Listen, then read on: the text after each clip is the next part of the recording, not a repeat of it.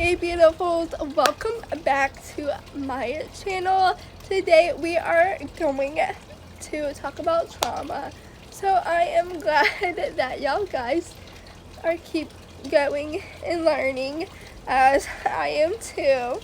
So grab a pen, paper, or whatever you use to take notes, and let's get started.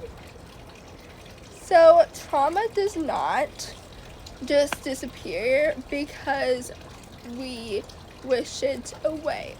It shows up in our thoughts, our mind, and even our body, or even the way that we love each other.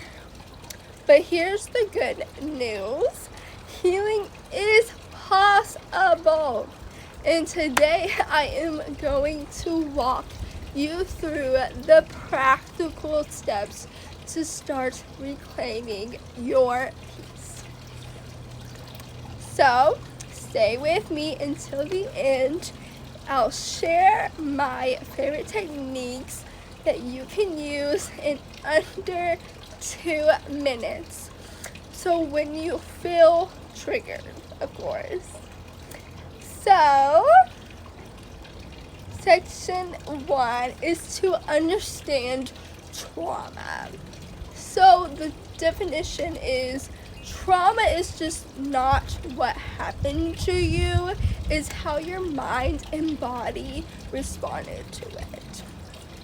So there's a quote that says, trauma is not what happened to us, but we hold inside the absence of an empathetic witness.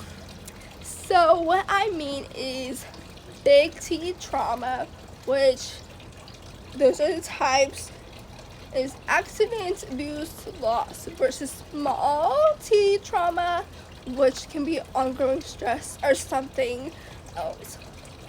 So normalize it if you've been through the trauma, but kind of like grow and learn and walk away. You are not broken, you are surviving, but you will get better each time, I promise you. So section number 2 is grounding in safety. So why is this important, you may ask? Is healing cannot start if the body does not feel safe. So some techniques that I want to share with y'all guys is the 5, 4, 3, 2, 1 method. So name 5 things you see, 4 you feel, 3 you hear, 2 you smell, 1 is what you taste.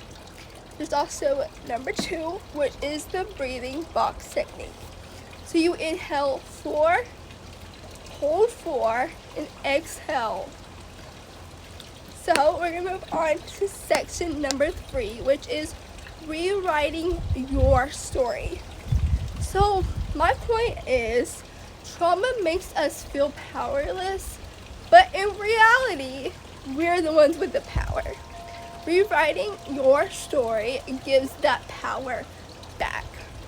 Here's a tip that I want to share with y'all guys is journaling, which is write what happened and how you survived it. Focus not only on the pain, but also the strength you have shown.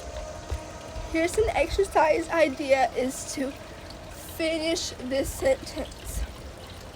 Even though I went through today, like it's a blank, and today I choose to blank, then you fill in that. Here's a quote which I want to share with y'all guys is owning our story and loving ourselves through that process of what happened is the bravest thing we'll ever do. So we're gonna move on to section number 4, which is connection and support. So my point here is healing rarely happens in isolation. Trauma often come from relationships. But for the right person, you can also be healed through relationships through the right people. But be careful, because people with your energy, they can play that, like, it's like a shift. Like, they're the ones with your energy, but in reality, they're just trying to manipulate you into something that could be something else. So be careful. So tips that I want to share with our guys is, number 1 is to find a safe friend, mentor, or a community group. Number 2 is, if possible, seek therapy, especially trauma-informed ones, approach like EMDR or something, therapy. Number 3 is to practice vulnerability in safe spaces. Here's a visual idea. Show 2 hands holding or a support group or support circle, my fault. Here is a quote I want to share with y'all guys is, we do not heal in isolation, but in community. Section number 5 is to have self-compassion practices. My point, what I'm talking about, is that trauma survivors often blame themselves, but you don't need, like, honey, you don't need to blame yourself on these things. These things happen, and you just gotta remember that it's gonna be okay in the end. So self-compassion shifts is that. Some exercises that I want to share with our guys is, 1, mirror affirmation. So look at yourself and say, I am safe, I'm healing, and I deserve love. You can also pretty much do what I recommend y'all guys doing is the law of attraction as well, and making it a reality. And okay, so number 2 is inner child practice. So imagine speaking to the younger version of yourself. What do they want to hear from you, and to take notes? So there's a quote I want to read with y'all guys, or not read, oh my gosh, to speak with y'all guys about, is that you cannot go back and change the beginning, but you can start where you are and change the ending. So here's a tip, is to replace what's wrong with me with what happened to me, and to grow and learn from that, and to accept what happened, and to move on, and to do what you love, and just forget about the trauma. I know it can be hard sometimes, but in reality, you will move on and you'll feel more at peace to whatever happened. So we're moving on to section number 6 is a quick coping tool for triggers. So the technique is butterfly hug is used in trauma therapy.